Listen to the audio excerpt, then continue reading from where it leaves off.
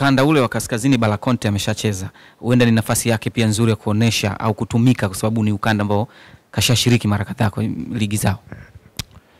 Hapana, labda kama anajua mitaa, lakini kwamba ndo umwamini anze kikosi cha kwanza, mimi hapana. Kikosi cha kwanza wale Juke Abuya na Mudathir Yahya basi ndo anaanza chini pale kwenye dimba. Kwa hiyo Bala nafasi yake huyo ni Bala Conte. Hamna, labda asubiri timu kama imeshinda anataka kulinda ushindi, aingie dakika 3-5 kabla mechi haijaisha akasaidie kuzuia. Celeste aikwa Mchezaji anatakiwa wao Yanga wakae naye wamwambie. Hii pressure inamtafuna nje wala sio kitu. Yeye anatakiwa ajue sasa hivi kwa level yake na timu anayochezea.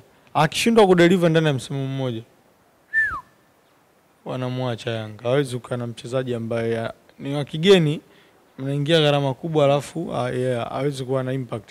Kwa hiyo ni mchezaji ambaye lazima wamwambie. Najua confidence ilipotea kwa sababu alikuwa hachezi sana za Roman Falls. Lakini kwa sasa akapata mwalimu ambaye anampa nafasi. Akipewa nafasi aonyeshe.